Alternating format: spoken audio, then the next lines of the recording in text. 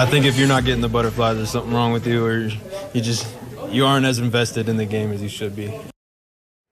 You gotta be invested and you gotta feel those butterflies for the first game of the season. It is finally here, and we're finally back for a Teal the Show where we're getting ready to talk about the first game of the year. Welcome into Teal the Show. I got Kyle Ashley hanging out with me here tonight. Kyle, look, this is a big game because it's the next game, but also because it's the first game. Oh, yeah, I got butterflies right now, so I am feeling it. You know, look, best advice I got once upon a time was that the second you stop feeling nervous before you do something, it's probably time to do something else.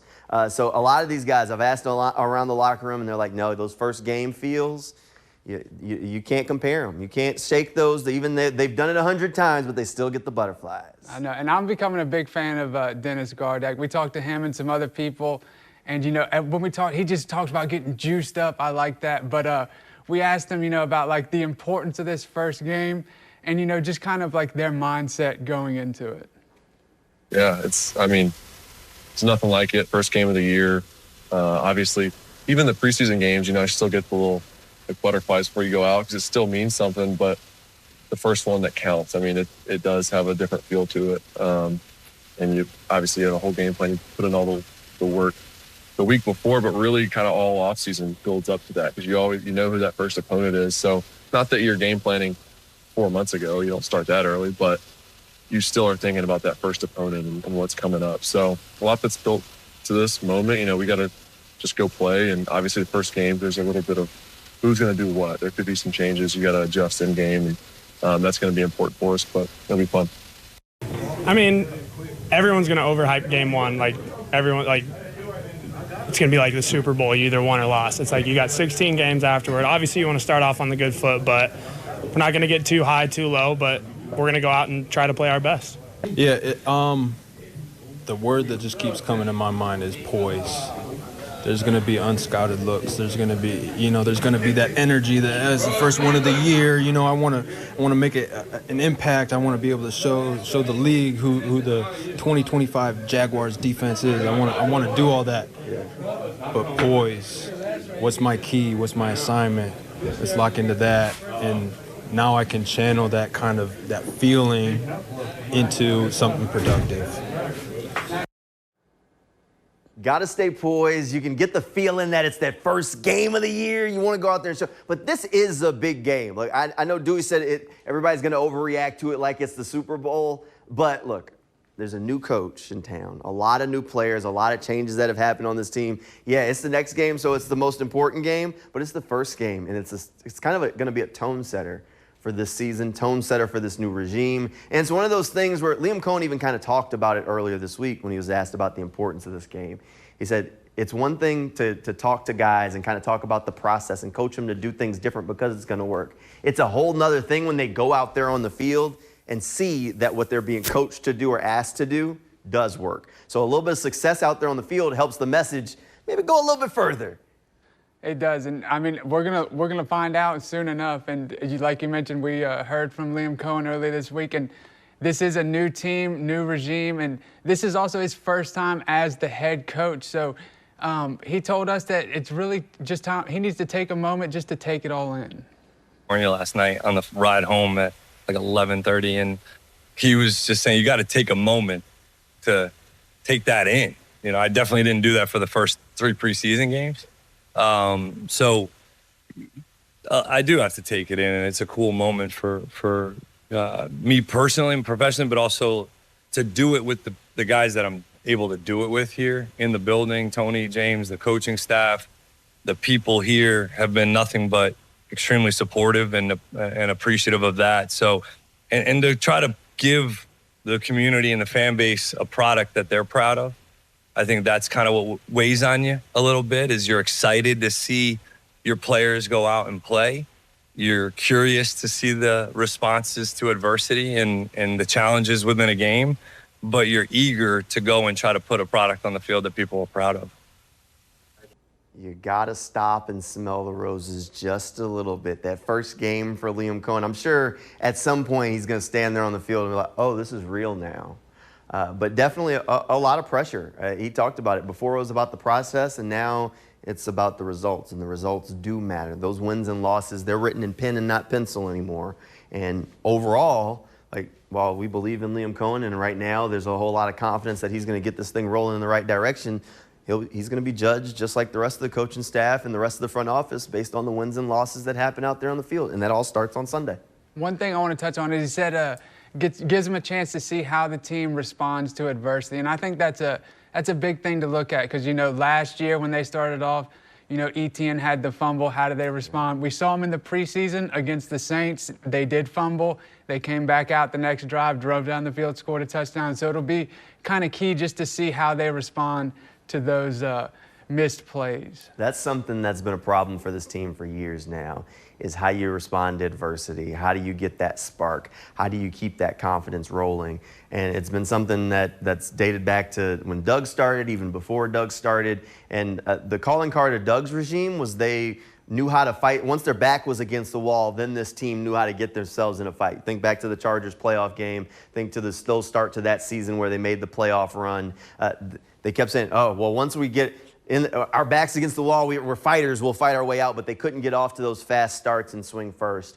So that's something that they got to work on, but also responding to that adversity before the hole is too deep and just immediately rebound. Yes, no, that is true. So we got a little bit more, and we will finish that up right after this break. I'm just ready to just go play. Like I said, keep the main thing right now, and that's football. Keep the main thing, and go play football. The time for talk is over, and now week one, getting out there on the field at the bank, and it's going to be great to see all of Duval back together out there. Now, a little bit of construction, and just really quickly want to say, once you get inside the bowl, fan experience is exactly the same. If you went to the preseason game, nothing changing for this game. We got a little bit of an update from the Jaguars on that. But look, overall, a lot of excitement to get all the Jags fans out there, and that's the guy that a lot of people are going to see, right? Travis Hunter. I know. I can't wait to see him out there just to see how much he's going to play on either side and hopefully make a couple plays. That'll definitely be exciting. Look, all eyes will be on 12 and where he's at. That is for sure. So we actually have a little bit of fun here. We made a couple of things of maybe something you might see in the game, and we're just going to let you know. Don't be surprised if you see it. So, okay. Jamal, this is the first one. Don't be surprised if Josh Hines-Allen breaks the all-time record for sacks. Yeah, I'll buy this one. I will not be surprised if I see Josh break the sack record. He's 2 away from catching it right now. He needs 2.5 to officially break it. And the last time Josh played against the Carolina Panthers, he racked up 3 sacks. And the Panthers' offensive line is not exactly what we would call a brick wall. I expect that Josh Hines-Allen will have himself a pretty solid day, and I think it would be a great tone setter for this year if he can go out there and break the sack record in week 1. So, yes, I will not be surprised if you see Josh out there breaking that sack record. I'm curious what the celebration will be, but that place will definitely erupt if it happens this way. Yeah, look, they should. And, I mean, it's always cool to see guys be able to set franchise records, but for a guy like Josh who is not nearly done playing, so set the record and then keep adding sacks to it to put it out of reach. So he knows that he feels like Trayvon Walker is going to be trying to catch him one day, so he's got to put that sack record as far out of reach as possible. It's funny that you mentioned Trayvon Walker because the next one, don't be surprised if Trayvon Walker gets a sack. Hey, look, I'm right there. I'm right there with it. Look, Trayvon Walker has had success in week 1s of his career. So far, 3 week 1s under his belt, a sack in each one of those games. So why not make it 4 in a row? I think Trayvon Walker gets a perfect connect. 4 here, 4 first games of a season, 4 sacks. Again, Panthers offensive line, I think they're going to be in for a long day. Bryce Young is going to be running around out there. Liam Cohen said Bryce Young reminded him a little bit of Steph Curry. I said I think he meant Seth Curry. So we'll see how that goes, but I think Josh and Trayvon are going to have a little success. So we're expecting the defense to do well. We also, don't be surprised if you see Travis Hunter busting some moves out there, maybe after he scores a touchdown or just in general. Yeah, that one won't be a surprise at all. Travis Hunter dances nonstop during practice. It would not surprise me if he makes a big play if you see Travis Hunter maybe give you a little dance in the end zone. The touchdown celebration, if he gets one, will be everywhere. I promise you that. Come on now. And then last one, this is my favorite one. Don't be surprised if Liam Cohen's wearing a vest. That's his patented look. Yeah, look, that's what he's going to wear. He's going to wear those vests out there. That's going to be Coach's look, and we'll see how the vests, if they can catch on. He starts stacking some wins. We might see some fans in the stands. wearing a Liam Cohen style vest. Who knows? Well, they're wearing teal, so I bet you he'll go with the teal vest and then the white undershirt. I think that's a All right, clean look. we'll see if we can get them to add that betting line to the Hard Rock Sports Bet app. How about that? We can add a couple of sidebars. Yes. Sidebars. All right. All right, so big game at the bank. Carolina Panthers. Look, this is going to be a challenge one way or another. The Panthers do have some big-time wide receivers. Tatoria McMillan, Xavier Legette, both big physical receivers to watch on the outside. Bryce Young has had some success. I do think the Jaguars are going to have a little bit of a struggle. But look, my expectation going into this is that the Jaguars are going to roll out 1-0. I think the Jaguars get a win. I'm going to say 35-21 is where I feel right now. I think the Jaguars are going to roll in this thing. I think they're going to put some points on the scoreboard. I say 1-0 when it's all said and done. So when we get back here on Monday night, we're talking about a victory Monday. First one of the year. Come on now. All right. Hey, I like it. You got two touchdown win. I'm going 31-20. I think there's going to be a couple field goals in there. It might be a little closer early, and then the Jaguars kind of pull away. You know, I'm not a big fan of picking games because they might come back to bite me, but that's what I'm going with. So I said we both got a W. That's good. Look, we're in unison here, so we'll see if the Jaguars can go out there and take care of business. Hey, also, you can come hang out with us on Sunday. We're going to be tailgating over at the Slab to get ready for the game. We'll do this before each home game. It's a News for Jags tailgate. Our coverage will start right here on Channel 4 at 11 a.m., and we'll carry you till noon. We'll give you some tailgate vibes. We'll count you down to kickoff. We'll have a little fun along the way. If you're out there tailgating, come say hey. If you're sitting at home and want to get all the Jaguars energy and hang out with everybody, make sure you tune in 11 a.m. on Sunday for that. And we want to hear from you once the game is over, and you might hear yourself here on Monday. If you're happy, sad, upset, want to see something different, give us a call. Dial it up. Duval, dial up. Give us a